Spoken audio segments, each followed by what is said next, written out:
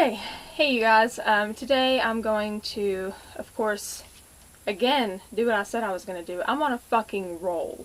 But today I'm going to talk about the Negan backstory. I'm like, how many months late on this? I don't even know at this point. And I've wanted to make one of these videos, a video about it, since it all started. It was going on when the show was still going on, and you all know how people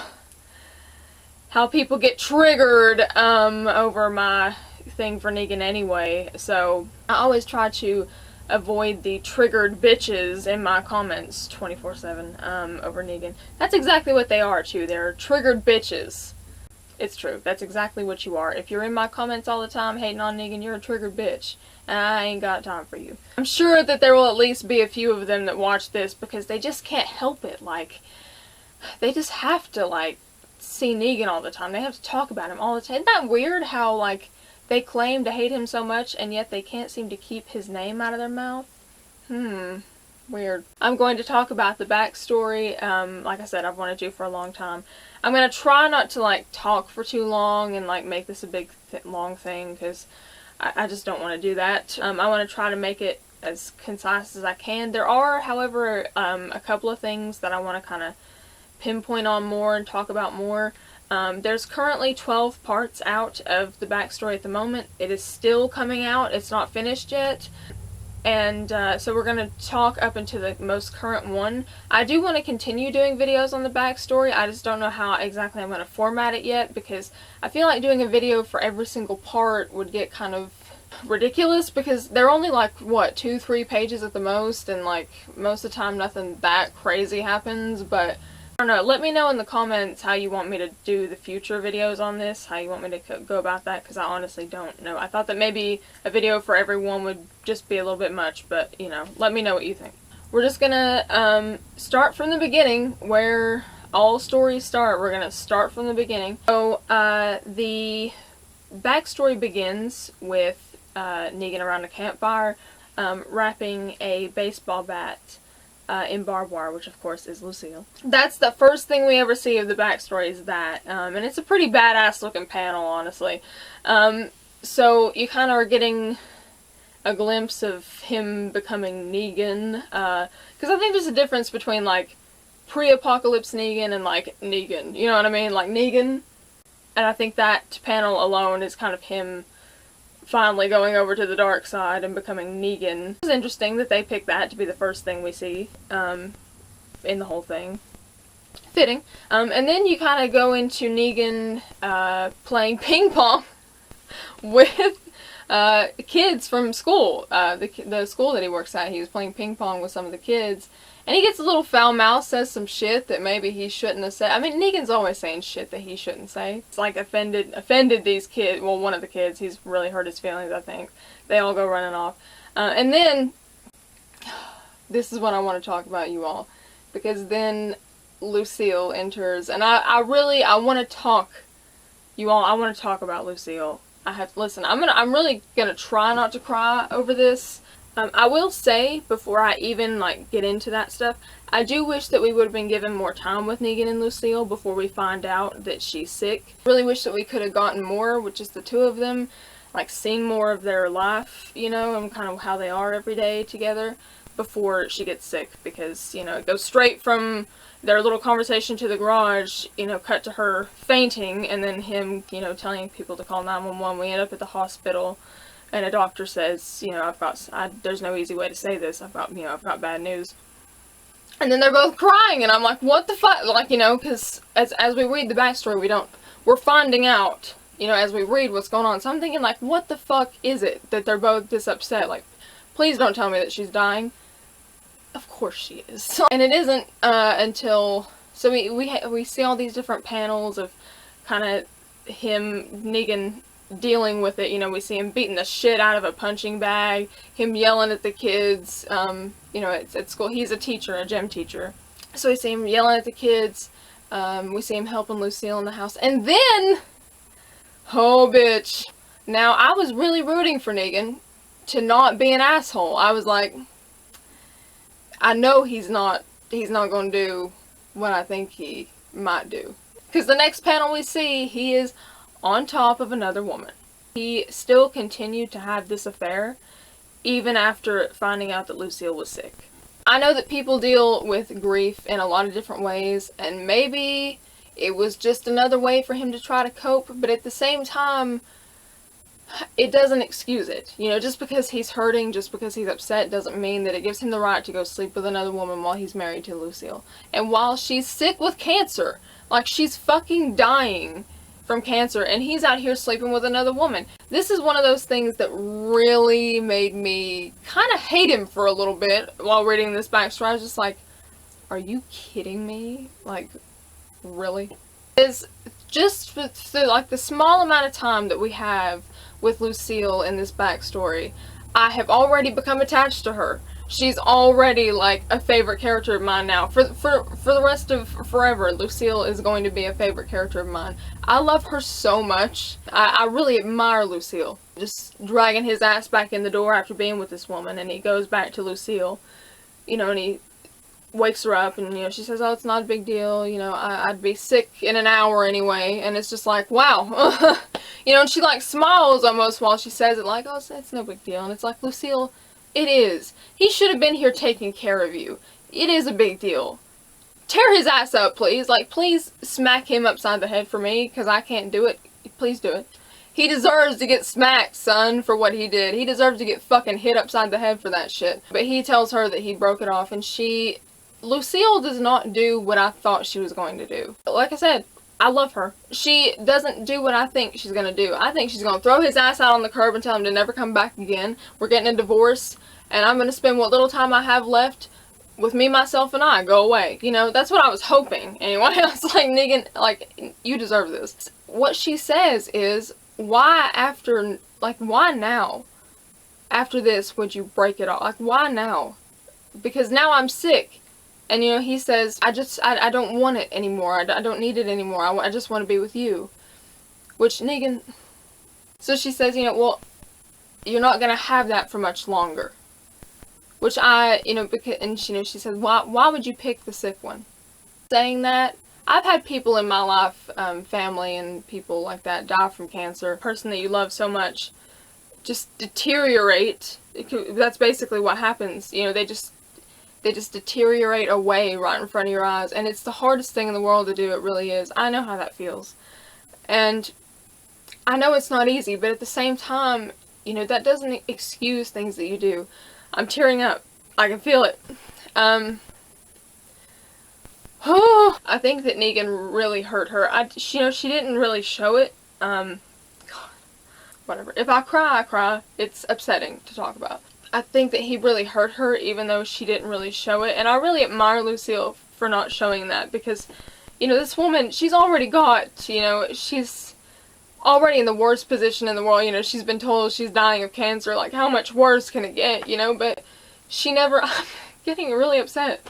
But even after being told that, it's like she really tries, you know, to hold on and to get through it and to try to help Negan. Because I think out of everything... You know, out of all the things going on, I think she was the most worried about him. I think that she was really worried about Negan and what is he going to do when I die? You know, what's going to happen to him? Because he wasn't dealing with it well. You know, Negan was not coping with this well at all. And I just really admire her for how she chose to deal with things. How she chose to deal with everything, not just him cheating on her, but with everything. I love her so much. I really do. Like, even when she was sick and in pain and, you know, like, towards the end of her life, you know, and she's hurting so bad from all the treatments, and she's like, you know, she still didn't take it out on him.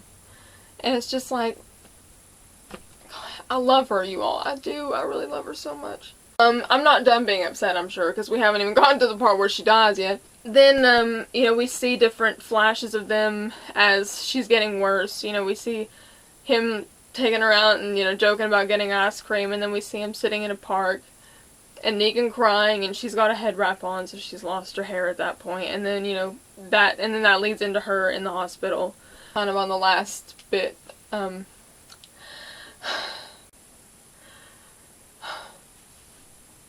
Leave me alone. I hate this. there's a particular part where Negan's talking to her when she's unconscious, and he tells her, you know, all this stuff. I don't even want to say it out loud because I'm going to cry about it, but pours his heart out to her, and then the next bit we cut to is when she dies and the world starts to end. You know, a hospital staff member comes running in and is telling Negan that he needs to get out, and Negan's like, I'm not leaving my wife, what are you talking about? You know, like, which, again, I admire him for, because, you know, we saw with a lot of characters in The Walking Dead when the world first started to end, like Shane leaving Rick behind to get out. You know, I'm sure a lot of people left people behind when everything first started to go on, but Negan refused to leave Lucille. He was not going to leave her. She was still alive at that point, but he sat there for a little bit, and then she dies, which I don't want to talk about it. And, you know, he's already noticed kind of outside there's mayhem going on, and so he's still in the room with Lucille, and he hears some explosion, and he goes to look out the window, and then he hears something behind him, and Lucille has turned, and he doesn't realize it because he doesn't know what's going on. You know, he's like, you know, what the fuck? You know, like, like, he doesn't know that it's like people are eating other people, you know, it's just, he just thinks maybe something bad's happened, you know, and people are like a riot or something, so he doesn't realize what's happening.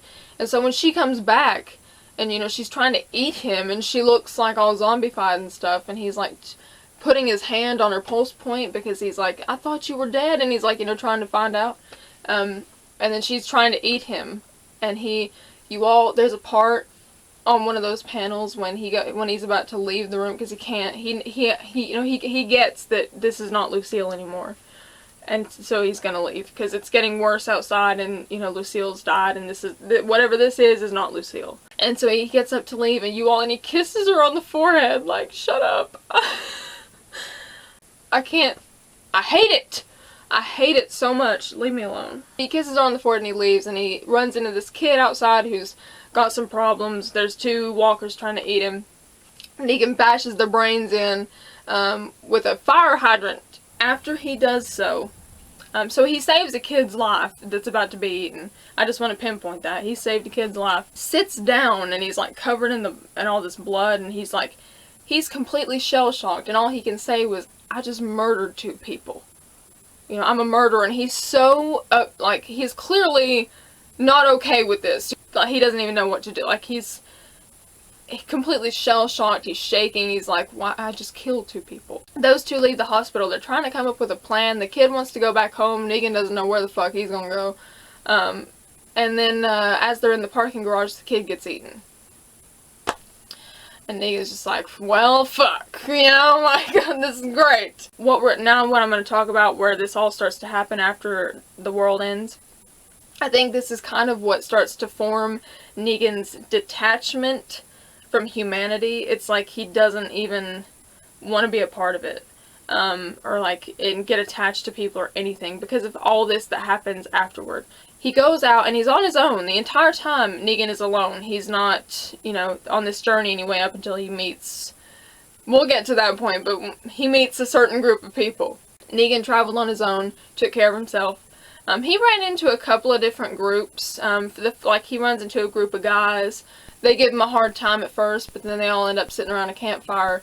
Then they get surrounded by fucking walkers and they all get eaten, and Negan's like, oh great, I met a group of guys and everything was going fine, now they're all dead. Thing that continues to happen. Negan meets people, he takes them in and tries to help them and tries to make them a part of, you know, maybe so he won't be alone anymore, and every time he meets somebody, they fucking die.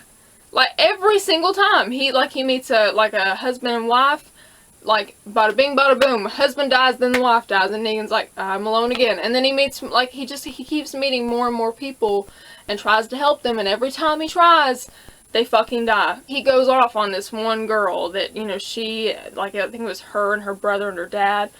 They all were with him, and then her dad fucking dies, her brother dies, and then Negan's outside with her. She got bit.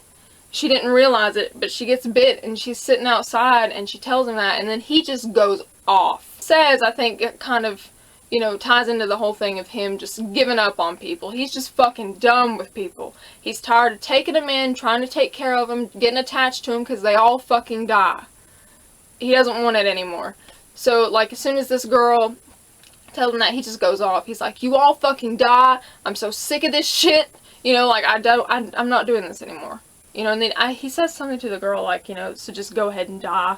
Which was kind of, you know, it's like, Negan, that was a bit harsh. But at the same time, you know, it is Negan.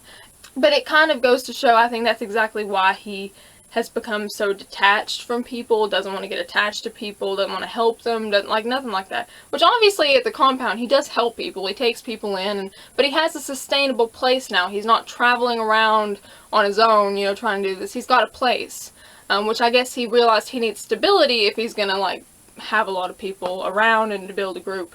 But I think by the time that they must have found the sanctuary, I think he must have been just, it was too late for him to come back from all that. By the time they actually found a place where maybe he could have, you know, done better and been okay, but by the time they found it, I guess he wasn't. I don't know, we haven't got to that part yet. That's just me making assumptions. Now we're gonna get to the bit, though, where he is alone again, and but this time somebody comes up on him, and it's a character that we all know, and that's kind of where all this starts to happen. So Dwight comes up on Negan in the woods, and they sit down and they just kind of have a conversation. Everything's fun, and then Dwight takes him back to this group that he has.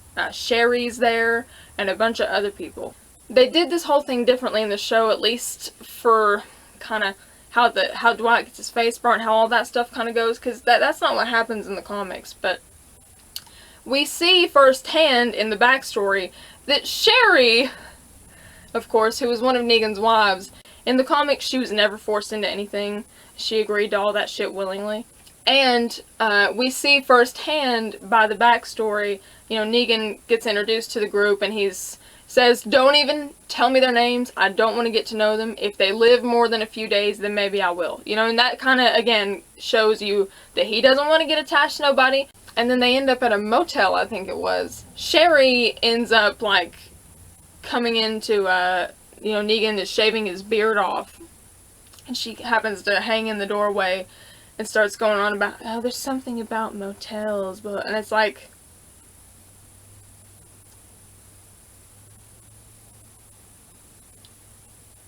don't you have a husband? What are you doing, Sherry? And it just kind of goes to show you she was flirty with Negan long before any of this other stuff happened. So, safe to say, Sherry is an underhanded bitch. Okay? Underhanded bitch. I never liked Sherry in the comics at any point. I thought she was just, I just didn't like her. And the backstory has given me even more reason to not like her, because it goes to show she was one backstabbing bitch from the get-go. No thank you. Then, everything's going fine, right? And then the place gets fucking overrun. And there's walkers everywhere, people are like, they're trying to like get out of there, guns are blazing everywhere. And they all go running out, they're trying to get out. You know, Negan covers for everybody. You know, so that everybody else can get out. Negan covers for everybody. And then they finally get out and Dwight's standing there. And they're all freaking out. And they're like, where's Negan? Where's Negan? You know, and then he comes busting out of that place. Walkers all over him. But he's just shooting and stabbing and all kinds of shit. Just going fucking nuts on these things, right? But he's got them all over. I don't know how he got out of this situation, you all, without getting bit. How the fuck Negan never gets bit, never gets hurt. I don't know. But he was literally, they had him by the arms, they were pulling him, they were tugging him, they were all over the place. Y'all should see this shit. And he walks out of there, just, like, covered in blood. He's standing there. And then, this is the point where Negan begins to take leadership. Negan starts telling people what to do. You know, before, I think Dwight was kind of the one that did all that. And we kind of see a little thing in Dwight whenever Negan starts telling people to do it. We kind of see Dwight kind of making a, like, wait a minute kind of face. Been the leader of this group. And now Negan's coming in and taking over. You know, and everybody's looking up to Negan. Negan just saved everybody's life. And, you know, now Negan's going to lead us. Negan is going to tell us what to do. And we're all going to be okay, you know. And clearly I think Dwight feels some kind of way about that. And Negan, this is where he begins to take over leadership, and he starts telling people what to do. We're going to do this, we're going to do that, and that's the end of that. And he says, the last thing that he says is, "Follow me." And it's just like, and I think that's where it's all gonna start. The whole Saviors thing, this is where it's all gonna start. But anyway, so he like he at the end of this particular part, which is the most current issue of the backstory, this is where Negan begins to take leadership and take control, and I think starts to become Negan. So yeah, there you go. Wow. Recap, all kinds of shit, reviewed, I cried. It was great, wasn't it? But I hope that if any of my non-comic readers watch this, it gives you a little more insight to Negan, and maybe helps you understand a little bit better. I know that the backstory has definitely helped me understand a lot of things about Negan that I didn't understand before. Yeah, but overall though, it's really good, and I'm really liking it so far. Hope there's a lot of good conversation about Negan in the comments, because I love talking about Negan with people when they aren't trying to attack me over it. Negan's triggered bitches. That's what I'm going to start calling them, by the way. Those people, the Negan haters that come to my channel all the time, I'm going to call them from now on, I'm going to call them Negan's triggered bitches. Can we make that a thing? Can we like start making that happen? I hope that you enjoyed this video, and I hope that I tried to get as in-depth as I could without like talking forever. But anyway, I'm going to go now, and I hope you all enjoyed this. I will see you next week for my Q&A. I'm going to start doing those videos, and then we'll go from there. Okay, so until next time, Officer Friendly, over and out.